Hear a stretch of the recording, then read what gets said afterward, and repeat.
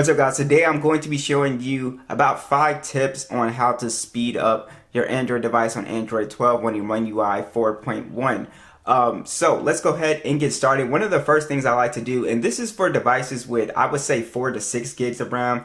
Devices with 8 and 12 gigs of RAM, you don't need to do this, but we're going to go into settings here. We're going to scroll all the way down and click on battery and device care, and then we're going to go ahead and click on memory. So basically they added a feature called virtual RAM or RAM plus. You can see mine is on the standard 4. You can go ahead and enable it to 6 or 8 or whatever is the maximum capacity here. It's gonna be either 6 or 8, and I would do that. Like I said, you would do this for devices that have 6 or 4 gigs of RAM. If you want to increase that virtual RAM. Now the virtual RAM is going to take actually that space, so if it's 6 gigs it's going to actually take that memory.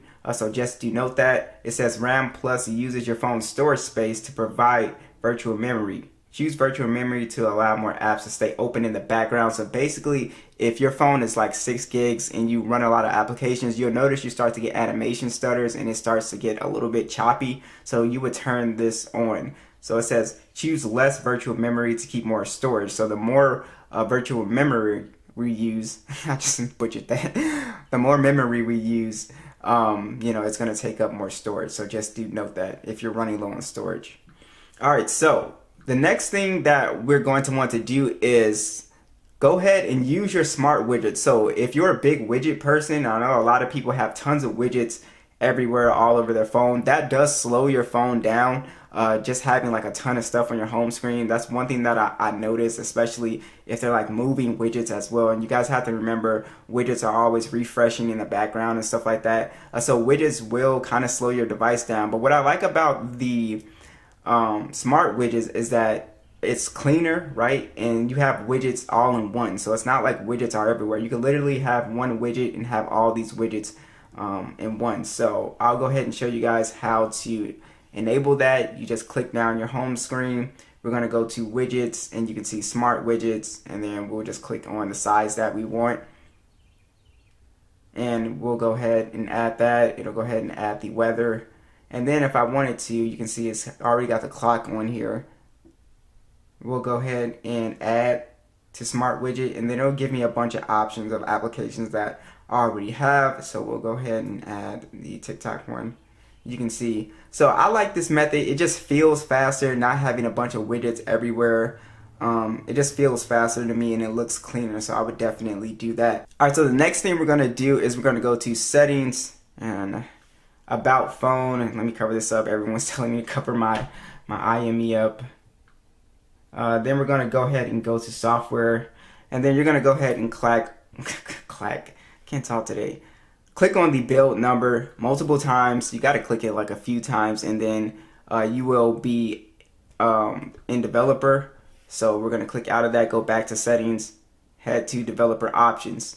All right, so we're going to scroll all the way down, and we're going to look for the category called drawing. And then you can see the window animation scale. It'll be set to 0.1, or it'll be set to 1x. Everything will be set to 1x. We're actually going to change all of that to 0.5. So go ahead and change all of these. Window animation scale, transition scale 0.5, animator scale 0.5. Put that all to 0.5. Basically, this will make the device feel a lot smoother. It makes the animations super snappy. So when you're opening applications up, everything feels a bit more instant. And I really like it. I do it on all my devices. I never have it to the 1x because once you get used to 0.5, everything just feels super snappy. And yeah, so I absolutely love it. Also, another thing that you're going to want to do, go back to developer options, and then we're going to go down. And again, this is for people who have low RAM, so 4 gigs of RAM and stuff like that. We're going to go ahead and look for don't keep activities in the background, or if you, basically what this means is it'll kill multitasking applications. So anything I'm running in the background, it actually will stop. That'll definitely stop your phone, help your phone from lagging and crashing and stuff like that. But if you don't want to go to that extreme and just killing all applications, what you can do is go to background process limit. Basically what this will do is you can limit. So let's say I switch between YouTube and like the web browser. Those are my only two things I really switch to. I don't really switch between 3 and 4 applications. Then you would set that to 2, or you would set it to 3 if you normally switch between 3 applications, or 4. So you can basically pick depending on what you do. And this is for, again, people who have low RAM devices and the device sort of lags. So if I were you guys, I think most people probably switch between 2 to 3, so I would set it to 2 or 3. But for me, this device has 12 gigs, so it's not an issue. All right, so the next thing that we want to do is head into settings, and then we're going to go ahead and go to battery and device care. And then we're going to go ahead and click on the 3 dots up here, and we're going to click on automation. Basically, you want to go ahead and auto optimize daily. So you can see here it says optimize your phone automatically once a day. If closed applications to free up memory is turned on, background apps will be closed, but not your most recently used application. So this is always something really nice to have on. It'll go ahead and close those applications for you. Your phone will be automatically optimized if your screen is off and your phone isn't in use. For best results, schedule optimization for a time you don't usually use your phone. So you would usually set this as you're going to sleep. So I would say, whatever time you go to sleep. So around 2, 3 a.m. or whatever, whichever time.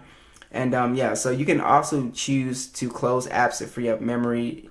You can go ahead and toggle that on as well too. And then the auto restart is something that I really like. It keeps the phone running fresh.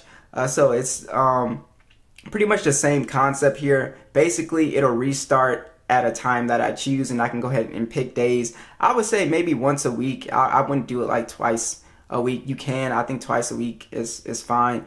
But once a week for me is fine. Just so your phone restarts, everything is fresh. And so you can just set your time right here, and it'll go ahead and do it whichever time you're asleep. Again, that is pretty much good. So this keeps the device, it really does keep it running fresh. Because you notice anytime you have an issue with your phone, like it's kind of glitchy or stuff like that, just randomly, a good restart always keeps the phone back running smoothly again. Also, just another side note here, if you go to settings, you always want to make sure that your device is up to date. So I would say check the updates periodically. As you can see, there's a security patch for April for the Note 10 Plus here. We'll go ahead and download that. Just stay up to date with your security patches. They do have device stability improvements, and most of the time you'll get new features and stuff like that. It'll overall improve the performance in general. So I would definitely consider that as well. So those are pretty much the tips to keep your device running smoothly and stuff like that. Be sure to let me know what you guys think, and I'll catch you guys in the next one.